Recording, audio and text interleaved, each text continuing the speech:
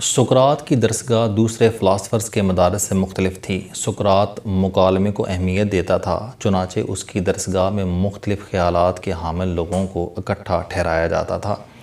یہ متضاد خیالات کے لوگ ہوتے تھے۔ یہ لوگ اکٹھے رہتے تھے، اکٹھے کھاتے پیتے اور ورزش کرتے تھے، اور یہ پانی کے ایک ہی تالاب میں نہاتے تھے۔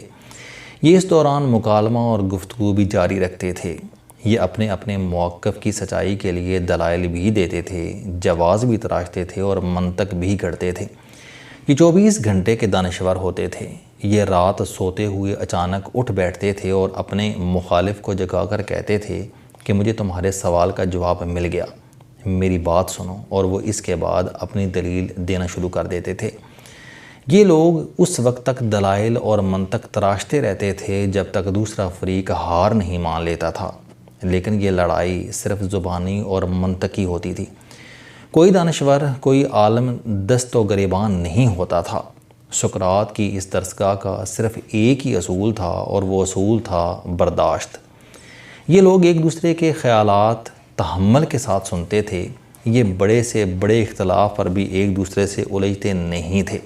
سقراط کی درسگاہ کا اصول تھا کہ اس کا جو شاگرد ایک خاص حد سے اونچی آواز میں بات کرتا تھا، یا پھر دوسرے کو گالی دے دیتا تھا، یہ دھمکی دے دیتا تھا، یا جسمانی لڑائی کی کوشش کرتا تھا، اس طالب علم کو فوراً درسگاہ سے نکال دیا جاتا تھا۔ سقراط کا کہنا تھا کہ برداشت سوسائٹی کی روح ہوتی ہے۔ سوسائٹی میں جب برداشت کم ہو جاتی ہے تو مکالمہ کم ہو جاتا ہے، اور جب مکالمہ کم ہو جاتا ہے تو معاشرے میں وحشت بڑھ جاتی ہے۔ اس کا کہنا تھا کہ اختلاف، دلائل اور منطق پڑھے لکھے لوگوں کا کام ہے۔ یہ فن جب تک پڑھے لکھے، عالم اور فاضل لوگوں کے پاس رہتا ہے اس وقت تک معاشرہ ترقی کرتا ہے، لیکن جب مکالمہ یا اختلاف جاہل لوگوں کے ہاتھ میں آ جاتا ہے تو پھر معاشرہ انارکی کا شکار ہو جاتا ہے۔ وہ کہتا تھا، اور عالم اس وقت تک عالم نہیں ہو سکتا جب تک اس میں برداشت نہ آ جائے، وہ جب تک ہاتھ اور بات میں فرق نہ رکھے۔ سقراط کے شاگرد ایک فکرے سے پہچانے جاتے تھے۔ یہ جب بھی کوئی خلاف فطرت یا خلاف فہم بات سنتے یا دیکھتے تھے تو یہ دایاں ہاتھ فضا میں اٹھا کر کہتے تھے کہ مجھے اختلاف ہے، اور لوگ جان لیتے تھے کہ ان کے حلقے میں اس وقت عظیم سقراط کا کوئی فاضل شاگرد موجود ہے۔ لیکن یہ فکرہ مجھے اختلاف ہے کا حق صرف سقراط کے شاگردوں کو حاصل تھا، لیکن یہ فکرہ بولنے کے لیے طویل ریاضت درکار ہوتی تھی۔ شاگردوں کو برسوں سقراط اور اس کے شاگردوں کی خدمت کرنی پڑتی تھی، اور اس کو کئی ماہ تک دلائل اور منطق کے سمندر میں غوطے کھانا پڑتے تھے۔ ان کو اپنے دور کے درجنوں جید علماء کو مکالمے میں شکست دینا ہوتی تھی، اور انہیں پھر کہیں جا کر مجھے اختلاف ہے کا فکرہ بولنے کی سند ملتی تھی۔ لیکن اس سے قبل انہیں برداشت اور تحمل کے بے شمار دریا بھی عبور کرنے پڑتے تھے۔ لوگ ان سے یہ مطالبہ بھی کرتے تھے کہ تم ثابت کرو کہ تم واقعی اپنے باپ کے بیٹے ہو، یا تم ایسی طوائف کے بیٹے نہیں ہو جس نے ایک چھت، 6 ماہ کے اناج اور 2 بکریوں کے عوض خود کو ایک اجنبی کے حوالے کر دیا تھا، وغیرہ وغیرہ۔ اور شاگرد کو ایسے تلخ جملے، ایسے تلخ سوال بھی نہ صرف آرام سے سننا پڑتے تھے، بلکہ ان کا جواب بھی تحمل اور برداشت سے دینا ہوتا تھا۔ تربیت کے اس دور میں اگر شاگرد کے چہرے پر ناگواری کے آثار نمودار ہو جاتے، اس کے منہ سے غصے میں کوئی لفظ پھسل جاتا، یا اس نے دوسروں کو نفرت بھری نظروں سے دیکھ لیا تو وہ راندہ درگاہ ہو جاتا تھا۔ عدم برداشت، غصہ اور دھمکی سقراط کی درسگاہ کا ناقابل معافی جرم ہوتا تھا، اور اس جرم کی سزا بہرحال بھگتنا پڑتی تھی۔ یہ تقریباً 2000 سال پرانا یونان تھا، لیکن ہم پاکستانی 21ویں صدی میں بھی اس یونان سے بہت دور ہیں۔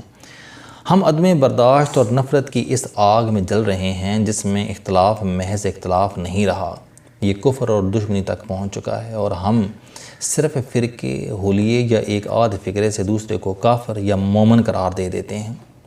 میرے پاس ایک صاحب آئے اور انہوں نے دھڑلے سے کہا کہ میں فلاں سے سلام لینا حرام سمجھتا ہوں۔ میں نے پوچھا تمام فلاں سے؟ اس نے کہا ہاں، اور یہ شخص ٹھیک ٹھاک پڑھا لکھا تھا۔ اسی طرح میں نے ایک عالم دین کے منہ سے ایک لبرل اور ماڈرن خاتون کے بارے میں ایسا تیزابی فکرہ سنا جس سے میرے کانوں میں آج تک جلن ہو رہی ہے۔ میں نے اسی طرح لبرلز کو داڑھیوں اور برقعے والیوں پر ایسے فکرے چست کرتے دیکھا، اور سنا کہ شرم کو بھی شرم آ گئی۔ یہ کیا ہے؟ یہ مکالمے اور برداشت کی کمی ہے۔ معاشرے سے دلیل، منطق اور مکالمہ ختم ہو چکا ہے، چنانچہ وحشت، نفرت، بربریت اور ظلم نے اس کی جگہ لے لی ہے، اور لوگ اختلاف یا رائے کو مرنے مارنے تک لے جاتے ہیں۔ میں نے چند دن قبل فتویٰ کے ٹائٹل سے ایک کالم لکھا تھا۔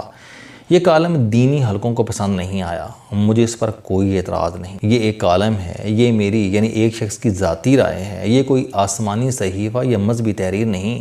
یہ 100% غلط ہو سکتا ہے اور آپ اس غلط تحریر پر اعتراض بھی کر سکتے ہیں، لیکن آپ میری رائے یا میرے اختلاف کو کفر تک نہیں لے جا سکتے۔ آپ مجھے محض اختلاف رائے کی بنیاد پر دائرہ اسلام سے خارج نہیں کر سکتے۔ مگر اس کالم پر مجھے کئی حضرات نے دائرہ اسلام سے کھینچ کر باہر نکال دیا، اور میں اس دن سے سوچ رہا ہوں کہ میرا خدا کون ہے۔ میرا خدا وہ ہے کہ جس کی میں روزانہ عبادت کرتا ہوں، یا پھر نعوذ باللہ وہ لوگ ہیں جو جب چاہتے ہیں مجھے مسلمان بنا دیتے ہیں اور جب چاہتے ہیں اسلام کے دائرے سے باہر دھکیل دیتے ہیں۔ اگر یہ لوگ میری طرح محض لوگ ہیں تو پھر انہیں کسی شخص کو کافر قرار دینے کا حق کس نے دیا؟ یہ کون ہوتے ہیں کہ یہ ایک کالم میں ایک فکرے کی بنیاد پر جیتے جاتے انسان کے خدا بن جائیں؟